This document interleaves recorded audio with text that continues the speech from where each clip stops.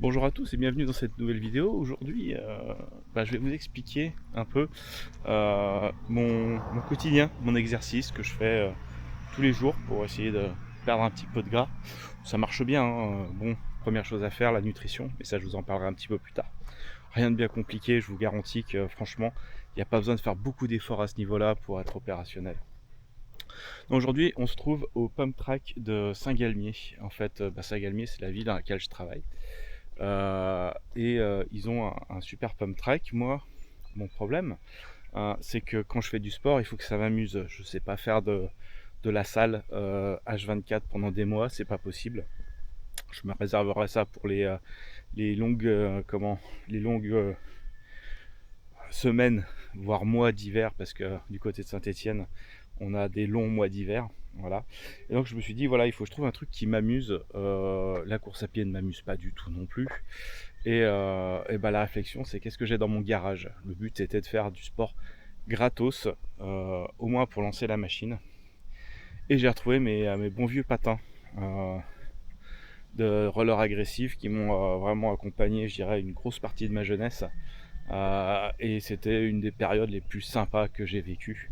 Donc je me suis dit, ok, nostalgie plus bonheur, c'est le bon... comment Pour moi, c'est le bon cocktail pour en faire une reprise d'activité, je dirais, réussie. Voilà. Je me suis dit, par contre, si je commence à refaire de la rampe, du street, il se pourrait que ça se passe pas très bien parce que je vais me faire mal. Et si je me blesse, c'est 2-3 semaines d'inactivité professionnelle. Et ça, c'est pas envisageable du tout. Du coup, j'ai pensé à ce pump track. Le pump track, c'est quoi? C'est un enchaînement de bosses et de virages relevés dans laquelle il faut pomper avec les... Alors pomper, ça va pas beaucoup parler aux néophytes, mais à ceux qui ont fait un petit peu de roller, un petit peu de BMX, un petit peu de skateboard. Pomper sur une bosse, c'est-à-dire absorber la montée et profiter de la descente pour faire une belle relance sans forcément patiner. D'accord. C'est hyper cardio, c'est aussi hyper difficile pour les guibolles. Ça me rapporte en plus de ça, je dirais des... comment dire tout ce qui va être maintien du tronc, tout ce qui va être dorsaux, abdominaux, tout ça, les fessiers, ça fait tout travailler. C'est un peu comme taper des séries de squats en rythme. Voilà, pendant 1 minute 30, des squats très rapides. Donc c'est super intéressant pour le corps. Le seul truc que ça ne travaille pas, c'est au niveau des épaules. Alors on a besoin de nos bras pour s'équilibrer. De plus en plus, beaucoup plus si on est débutant, un petit peu moins si on est un petit peu plus aguerri. Moi l'avantage c'est que j'ai cette mémoire musculaire, cette expérience pendant des dizaines d'années où j'ai patiné. Du coup c'est revenu assez vite. Là aujourd'hui on est à un mois de pratique. Je me pèse demain matin, je peux pas vous dire combien j'ai perdu, mais très globalement le corps commence à changer. Je rentre dans du 44, ce qui est pour moi très cool. Voilà. Et puis le cœur a récupéré à une vitesse folle, c'est-à-dire que mon nombre de battements au repos, je crois qu'il a baissé de 25 ou 30 battements par minute, c'est énorme. Après, je vous mettrai des screenshots de mes entraînements, comment est-ce que je les cible dans la zone de cardio, parce que ça c'est très important. C'est ce qui va faire, c'est ce qui va donner en fait la tendance de toute votre séance. Donc voilà, donc moi mes séances de pump track c'est une demi-heure, tout en zone cible anaérobique. Donc pour ceux qui savent pas, c'est avant la cible aérobique qui elle te permet de gagner un petit peu de force au niveau du cardio. L'anaérobie c'est vraiment de la résistance, c'est de l'endurance, d'accord. Donc je grimpe sur les 5 premières minutes autour des 140 battements par minute et j'essaie de garder 140 en moyenne, 140, 142. Des fois je m'amuse à monter un petit peu en zone supérieure, en zone aérobique, mais voilà, il faut garder ça.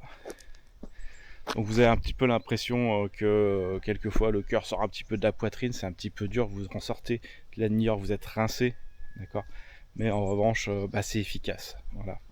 Donc j'alterne pump track et comme vous pouvez le voir sans doute derrière moi, attendez, je bouge, tac tac, et le renforcement musculaire, ça c'est important. C'est quelque chose que j'avais clairement négligé sur ma dernière perte de poids. Donc là non, et puis j'ai deux bonnes raisons de ne pas le négliger, c'est que j'ai une épaule qui est en cours de reconstruction.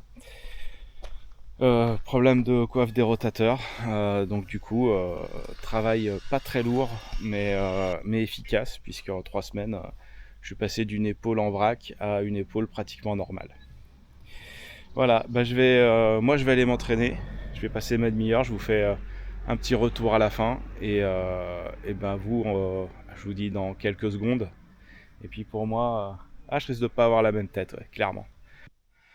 Bon, fin de séance, hein, c'est le moment de s'hydrater un peu, parce que l'hydratation c'est important. Moi personnellement c'est 2,5 litres d'eau par jour, hors repas, donc ça fait à peu près 3 litres et c'est franchement ce qu'il faut. La séance a été intense, je vous montre le compte rendu de ma montre.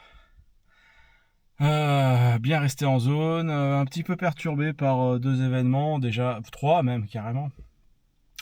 Premier événement, on a une petite pluie, alors pas grand chose, heureusement ça glissait pas sur le terrain.